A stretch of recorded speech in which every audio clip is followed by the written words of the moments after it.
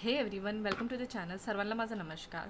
Last व्हिडिओमध्ये मी discuss केलं होतं की MPSC राज्यसेवेची तयारी कशी करायला पाहिजे आणि एक पूर्ण 8 मंथचा जो डिटेल प्लॅन आहे तो मी पोस्ट केला होता. जर कोणी नसेल बघितलं तर ते जे आहे त्याची लिंक मी डिस्क्रिप्शनमध्ये देऊन देईल, तर ते तुम्ही रेफर करून हा जो व्हिडिओ आहे बघू शकता.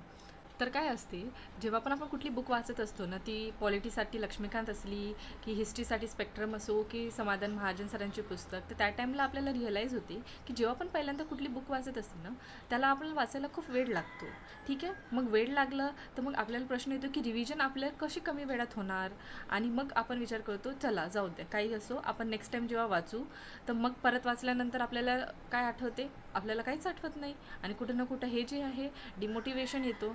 आणि मग लक्षात येते, अरे टॉपर्सनी म्हटलं होतं की काही आठवत नसेल किंवा आपल्याला रिटेशनमध्ये प्रॉब्लेम येत असेल तर काय करायचं, क्रिप्स आणि प्रिसाईज नोट बनवायला पाहिजे. आणि मग आपण काय करतो, नोट्स बनवायला सुरू करतो. पण नंतर आपण रिअलाईज करतो, अरे नोट्स तर बनवत आहो, पण ते नोट्स तर एक खूप लेंदी होत आहे किंवा खूप बल्की नोट्स बनत आहे. आणि देन आपण रिअलाईज करतो की हे नोट्स ना कुठं ना कुठं एक नवीन पुस्तकासारखेच एक नवीन बुकच बनून चालली आहे. त्याचा रिझल्ट काय होतो, आपण विचार करतो की जाऊ दे, आता रिडिंगवरच रिलाय करायचं आणि त्याच बुकमधून परत रिवाईज करायला लागतो. किंवा काही मुलं काय करतात, डायरेक्ट टॉपरचे नोट्स उचलतात किंवा कोचिंग मटेरियलचे नोट्स उचलतात आणि तेच डायरेक्ट वाचायला लागतात. आणि हे कुठं ना कुठं ना आपली खूप मोठी मिस्टेक असते. 80 ते 90% ॲस्पिरंट ना अशी चूक करून घेतात आणि कुठं ना कुठं ते आपलं टाईम वेस्ट करतात आणि लास्ट मोमेंटला आपले नोट्स रेडी नाही आहेत किंवा आपले बरोबर रिडिंगला खूप वेळ लागत आहे, रिव्हिजनला खूप वेळ लागतं आणि हे कुठं ना कुठं त्यांना एक स्ट्रेस जे आहे ते जनरेट करून घेते. तर मग काय करायला पाहिजे, त्याचंच डिस्कशन मी या व्हिडिओमध्ये करणार आहे की आपल्याला नोट्स का बनवायला पाहिजे, why to make notes, when to make notes, म्हणजे नोट्स कधी बनवायला पाहिजे, हाऊ टू मेक नोट्स म्हणजे कसे बनवायला पाहिजे, आणि हाऊ मेनी नोट्स म्हणजे नोट्स किती बनवायला पाहिजे. आणि मी फायनली एक पॉईंट पण ॲडिशनल ॲड करणार आहे, तेच म्हटलं की टॉपर्सचे नोट्स वापरून जे आहे आपण आपल्याला युजफुल पॉईंट्स कसे डिराईव्ह करू शकतो त्याच्याबद्दल. कारण की जसं आपल्याला माहिती आहे, आता MPSC जे आहे UPSCचं पॅटर्न आणणार आहे, तर कुठं ना कुठं आपण म्हणू शकतो की आता जे UPSCचे टॉपरचे काही नोट्स आहेत पर्टिक्युलर सब्जेक्टचे, त्याचा आपण वापर ना खूप चांगल्याने करू शकतो आपल्या आन्सर रायटिंगमध्ये किंवा आपले नोट्स जे आहेत त्याला अपग्रेड करण्यासाठी. तर चला आपण व्हिडिओकडे वळूया. तर वाय टू मेक्स नोट्स कशाला बनवायला पाहिजे. तर काय असते, आपण जर आपल्याला जसं माहिती आहे, आपण लक्ष्मीकांत वाचलं किंवा बाकी जे रेफरन्स बुक वाचले बाकी विषयांचे, तर आपल्याला रिअलाईज होते की हे मटेरियल तर खूप बल्की आहे आणि त्या मटेरियलला कुठं ना कुठं कन्साईज करावं लागेल किंवा एका शॉर्ट फॉर्ममध्ये आपल्याला जे आहे शॉर्ट नोट्समध्ये कन्वर्ट करावं लागेल. आणि ते कुठं ना कुठं करण्यासाठी आपल्याला नोट्स बनवणे गरजेचे होऊन जातात. कारण की नोट्स जे आहेत आपण वारंवार जे आहे शॉर्ट्स असल्यामुळे, ठीक आहे, मटेरियल कन्सॉलिडेट असल्यामुळे ते इझी होऊन जाते आपल्याला मल्टिपल रिव्हिजन करण्यासाठी. आणि मल्टिपल रिव्हिजन झाली त्याचा अर्थ आहे की आपण त्याला जे आहे बेटर प्रकारे रिटेन करू शकतो. आणि कुठल्याच प्रकारचे जे कन्फ्युजन आहे, जे आपल्याला प्रिलिम्सच्या ऑप्शन सिलेक्शनमध्ये होतो किंवा आन्सर रायटिंग लिहिताना होणार, ते कुठं ना कुठं दूर होतं. कारण की असं म्हटलं जाते आन्सर रायटिंगच्या केसमध्ये, बघा की ज्या प्रकारे तुम्ही आपले नोट्स बनवता ना, त्याच प्रकारे कुठं ना कुठे तुमचे जे आन्सर रायटिंगमध्ये पॉईंट्स आहेत किंवा एक जे रिप्रेझेंटेशन आहे ना, ते रिफ्लेक्ट करतो. म्हणून आपले जे नोट्स आहेत ते बनवणं जे आहे खूप महत्त्वाचे होऊन जाते. आणि हे सपोज आपण व्यवस्थित प्रकारे फॉलो केलं तर ते आपल्याला जे आहे कुठं ना कुठं आपले मार्क्स जे आहेत इम्प्रूव्ह करायसाठी किंवा आपण म्हणू शकतो इन्क्रीज करण्यासाठी युजफुल राहू शकतं. एक मी तुम्हाला एक्झाम्पल देते. तर हे बघा, नोट्स नॉन कॉन्स्टिट्युशनल बॉडीचे लक्ष्मीकांत ज्यांनी वाचली असेल त्याला हे खूप चांगल्याने माहीत असेल. ठीक आहे, तर हे बघा, मी नोट्स किती चांगल्या प्रकारे टेबल फॉर्मॅटमध्ये बनवलेले आहेत. हे बघा, पहिले आहे की नॅशनल ह्युमन राईट कमिशन कुठल्या ॲक्टनी बनलेलं आहे, ठीक आहे, कोणत्या मिनिस्ट्रीच्या अंडरमध्ये येते, काय क्वालिफिकेशन असते त्या ॲक्टमध्ये, ठीक आहे, कुठल्या पॅनलने ते जे आहे बनलेलं आहे, त्याच्यानंतर अपॉइंटमेंट कसं आहे, टेन्युअर कसं आहे, याचं बघा, हे पूर्ण प्रॉपर फॉर्मॅटमध्ये नोट्स बनवलेले आहेत. तर अशाच प्रकारे जे आहे तुम्ही आपले नोट्स पण बनवू शकता. हे बघा, एन्व्हायरमेंटचे नोट्स आहे. आता United nation conference on human environment आहे, ठीक आहे, त्याचं बघा कसं एका टाईमलाईननुसार मी मेन्शन केलं आहे. स्टॉकहोम कॉन्फरन्स झाली होती, त्याच्यानंतर काय आलं, एक युनायटेड नेशन एन्व्हायरमेंट प्रोग्राम म्हणून फॉर्म झालं आणि त्याच्यानंतर एक पॅनल असते, इंटर गव्हर्नमेंटल पॅनल. ठीक आहे, इथे मी कुठे डिस्कस केलं आहे बघा, इंटर गव्हर्नमेंटल पॅनलचं एस्टॅब्लिशमेंट झालं. तर ही पॅनल काय असते हे मी त्याच्यानंतर मेन्शन केलं.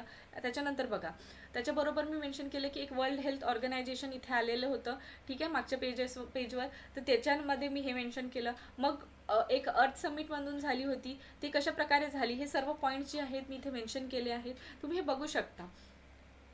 तर हे झालं आपलं सर्व पॉईंट क्लिअर. तर आता वळूया नेक्स्ट क्वेश्चनकडे. त्याचाच अर्थ आहे की when to make notes. Notes कधी बनवायला पाहिजे. तर का नोट्स आपल्याला फर्स्ट रीडिंग करतानाच बनवायला पाहिजे किंवा पहिली रीडिंग झाल्यानंतर बनवायला पाहिजे.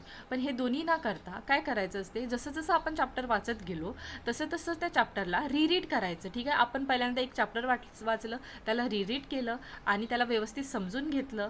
समजून घेतल्यानंतर त्याला प्रॉपर अंडरस्टँड केल्यानंतरच कुठे जाऊन आहे आपल्या नोट्स बनवण्याकडे प्रोसीड करायला पाहिजे.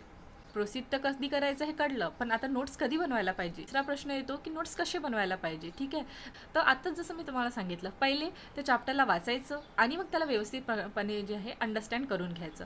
नंतर त्याला रिव्हिजिट करायचं आणि त्याला परत जे आहे वाचून नंतर नोट्स बनवायचे. ठीक आहे, एक्झाम्पल बघा, लक्ष्मीकांत वाचत आहे, कुठलं प्रेसिडेंट टॉपिक वाचत आहे, ठीक आहे, राष्ट्रपतीबद्दल तुम्ही वाचत असेल तर त्याला वाचायचं, मग रिवाईज करायचं आणि रिटेशनसाठी काय करायच्या नंतर नोट्स बनवायचे. तर हे झाली एक प्रॉपर प्रोसिजर. आणि असं म्हटलं जाते की जे नोट्स आहेत ते तुमचे इंटिग्रेटेड फॉर्मॅटमध्ये राहायला पाहिजे. आता प्रश्न आहे की इंटिग्रेटेड नोट म्हणजे कसे. इंटिग्रेटेड नोट म्हणजे असं की प्रिलिम्स आणि मेन्सचे जे नोट्स आहेत ना सोबत बनवायला पाहिजे. त्याचंच एक्झाम्पल मी आता तुम्हाला देते. हे बघा, हे 1857चे रिव्हॉल्टचे हे माझे नोट्स आहेत. इथे मी सर्वात आधी मेन्शन केलं मिलिटरी रिझन काय होतं, त्याच्यानंतर मी मेन्शन केलं इकॉनॉमिक रिझन काय होतं, मग मी मेन्शन केलं सोशो रिलिजियस रिझन काय होतं, मग बघा पॉलिटिकल रिझन काय होतं, मग कशा प्रकारे हा रिव्हॉल्ट आहे, कुठल्या कुठल्या तारखेला किंवा कसं कसं झालं हे मी नोट्समध्ये मेन्शन केले. हे कुठं ना कुठं प्रिलिम्ससाठी महत्त्वाचे होऊन जातात. मग कुठले प्रॉमिनंट जे आहेत त्या टाईमला लीडर्स होते त्या या उठावामध्ये त्यांनी पार्टिसिपेट केलं. तर दिल्लीमधून बहादूर शाह होते, कानपूरमधून नानासाहेब होते, त्याचबरोबर लखनौमधून बेगम हजरत महल होती. अशाच प्रकारे कोणते कुठले जे आहेत लीडर्स होते ते उठावामध्ये हे मी मेन्शन केलं. आणि बघा रिझन का हा जो आहे रिव्हॉल्ट आपल्याला माहिती आहे उठाव जो आहे 1857चा तो कुठं ना कुठं फेलियर होता. तर का रिझन्स होते हा फेल झाला आणि त्याचं सिग्निफिकन्स काय होतं हे सर्व मी ॲड केलेलं आहे नोट्समध्ये. तर अशाच प्रकारे तुम्हाला नोट्स बनवायला पाहिजे. तर झालं, आता ज्या एक्झाम्पलमध्ये तुम्हाला मी सांगितले त्याच प्रकारे प्रत्येक चॅप्टरचे हेडिंग, सब हेडिंग आणि जे टॉपिक्स तुम्ही नेहमी विसरू शकता त्या टॉपिक्सचे जे आहे तुम्हाला नोट्स ॲड करायचे. आणि ते नोट्स कसे राहायला पाहिजे, तिथे कीवर्ड राहायला पाहिजे, शॉर्ट पॉईंट राहायला पाहिजे आणि कुठं ना कुठं जे आहे प्रत्येक जे इम्पॉर्टंट हायलाईट आहे त्या पर्टिक्युलर चॅप्टरची त्याला आपण प्रॉपरली कन्सॉलिडेट करायला पाहिजे. आता वळूया एक नेक्स्ट इम्पॉर्टंट पॉईंटकडे. ते म्हणजे कसं की नोट मेकिंगची मेथड कशी राहायला पाहिजे. ते मेथड म्हटलं तर फ्लो चार्ट, डायग्राम, टेबल किंवा शॉर्ट फॉर्म किंवा मॅप्स हे सर्व जे आहे आपल्या नोट मेकिंगमध्ये इन्क्लूड करायला पाहिजे आपल्याला. त्याचं एक्झाम्पल मी देते आता. हे बघा, तर हे बघा माझे जॉग्रफीचे नोट्स आहे. मी कशाप्रकारे जे आहेत एक पिक्टोरल फॉर्मॅटमध्ये जे आहे पूर्ण नोट्स बनवलेले आहेत. हे बघा, याच्यानंतर हे काही डिटेल्स झाले त्याच्याबद्दल. ठीक आहे, प्रत्येक सेल्सबद्दल, एक पोलर सेल झाली, फेरल सेल झाली, हार्डली सेल झाली, त्याचे जे डिटेल आहे ते मी नेक्स्ट पेजमध्ये नोट केले आहेत. आणि त्याचबरोबर बघा एक मेडिटेरियन क्लायमेटचे नोट्स मी बनवले आहेत. कशाप्रकारे जे आहे एअरची डायरेक्शन कशाप्रकारे कुठल्या क्लायमेटमध्ये कुठे एअर शिफ्ट होतो किंवा प्रेशर बेल्ट शिफ्ट होतात हे मी जे आहे एक पिक्टोरल फॉर्ममध्ये रिप्रेझेंट केलं आहे. तर हे कुठं ना कुठं आपल्याला ना खूप जास्त बेनिफिशियल असतात. कारण की ना आन्सर रायटिंगमध्ये ना असंच जे आहे पिक्चर्स ॲड करणे किंवा जे आहेत मॅप बनवणे हे आपल्याला जे आहे प्लस पॉईंट म्हणून ना युजफुल राहू शकतात. आणि हे बघा मॅपचं फॉर्मॅट जसं मी आत्ताच सांगितलं, मॅप जे आहेत युजफुल राहू शकतात. आणि हे चला आता हे बघा एन्शियंट मिडिवल आणि मॉडर्न हिस्ट्रीच्या टाईमला कुठले कुठले राजे होते सर्वांना मी एकाच पेजमध्ये जे आहे एकाच याच्यात नोट डाऊन करून टाकले. तर हे कुठं ना मला नेहमी लक्षात राहणार. फास्टली मी बघून घेणार. ठीक आहे, जास्तीत जास्त मला 2 मिनिट लागेल एकदा ओव्हरव्ह्यू करायला आणि सर्व जे आहे मला एका प्रॉपर ऑर्गनाइज वेमध्ये लक्षात राहणार. तर आता वळूया एक नंतर मी तुम्हाला इम्पॉर्टंट पॉईंट सांगते की जेव्हा कधी तुम्ही न्यूजपेपर वाचत असताना तर त्यामध्ये इम्पॉर्टंट डाटा किंवा इम्पॉर्टंट फॅक्ट्स आपल्याला माहीत झाले, कुठली नवीन रिपोर्ट लॉन्च झाली, त्याचबरोबर कुठलं नवीन जजमेंट आलेलं असेल, हे सर्व जे आहेत ना याचं एक तुम्ही प्रॉपर जनरल नॉलेजचा जो आहे ना करंट अफेअरचा एक प्रॉपर नोट सेपरेट बनवत जा. त्याच्याने काय होणार, तुम्हाला जेव्हा आन्सर रायटिंग तुम्ही करणार ना तेव्हा तुम्हाला हे पॉईंट तुमच्या आन्सरमध्ये ॲड करायसाठी ना हँडी होऊन जाणार, तुमच्यासोबत नेहमी राहणार. ठीक आहे, हे तुम्ही ॲड करत जावे. त्याचबरोबर ऑप्शनलचे जे आहे ना करंट अफेअर आला, कुठलाही तुमचं ऑप्शनल असेल त्याच्या रिलेटेड काही करंटमध्ये असेल तर ते पण तुम्ही जे आहे एका जे नोट्स बनवता तुम्ही ना ते डिजिटल फॉर्मॅट असो की फिजिकल फॉर्मॅटमध्ये असो ते तुम्ही ॲड करत जा. आता नेक्स्ट प्रश्न आहे हाऊ मेनी नोट्स. तर आपल्याला जसं माहिती आहे की आपला मेन एम आहे की आपल्याला एक इंटिग्रेटेड नोट बनवायची आहेत प्रिलिम्ससाठी आणि मेन्ससाठी. ठीक आहे, तर हे नोट्स कसे राहायला पाहिजे, शॉर्ट नोट्स राहायला पाहिजे, ज्याच्याने आपल्याला कमी टाईम लागेल रिव्हिजन करायसाठी. जे आपल्याला जनरली 5-6 तास लागत होते त्याच आता नोट्स बनवल्यानंतर आपल्याला 1-2 तास लागायला पाहिजे. म्हणून असं म्हटलं जाते की प्रत्येक सब्जेक्टचे जे आहेत 30 ते 40 किंवा जास्तीत जास्त 50 ते 60 पेजेसमध्ये जे आहेत आपले नोट्स कन्साइजली बनायला पाहिजेत. चला आता वळूया नेक्स्ट प्रश्नाकडे. त्याचाच अर्थ आहे की टॉपर्सचे नोट्स ऑफ UPSC आणि कोचिंग मटेरियल. तर आपल्याला जसं माहीत आहे MPSC आता डिस्क्रिप्टिव्ह पॅटर्न आणणार आहे, तेच UPSC सारखं. UPSCचे टॉपर नोट्स जे आहेत ना ते कुठं ना कुठं आपल्याला युजफुल राहू शकतात. ते म्हणजे कसं, त्याच्या डायरेक्ट आपल्याला UPSCचे नोट्स नाही वापरायचे आहेत, त्याच्यामध्ये काही आपल्याला सिलेक्टिव्ह सब्जेक्टचेच नोट्स वापरायचे आहेत. त्याचबरोबर आपल्याला काही पर्टिक्युलर मॉडिफिकेशन करावं लागेल तिथे, कारण की UPSCचं म्हटलं तर खूप जास्त वास्टली इंडिया स्पेसिफिक कव्हरेज दिलं आहे. पण आपल्याला MPSCमध्ये म्हटलं तर महाराष्ट्र स्पेसिफिक वाचायचं आहे तर काही मॉडिफिकेशन आणायचे, तेच जसं मी आत्ता सांगितलं सिलेक्टिव्ह असायला पाहिजे. आणि तिसरं पॉईंट असं म्हटलं तर कोचिंग मटेरियलचे जे नोट्स आहेत ना ते कधी कधी ना अनवॉन्टेड पॉईंट पण तिथं मेन्शन करून जातात, खूप बल्की नोट्स पण राहतात. तर त्याला पण जे आहे आपल्याला वाईजली यूज करून जे आहे आपले नोट्स बनवायला पाहिजे. तर लास्टला मी तुम्हाला कन्क्लूड करून सांगते की बघा ही नोट्स मेकिंगची जी प्रोसिजर आहे ना ती खूप जास्त इम्पॉर्टंट आहे.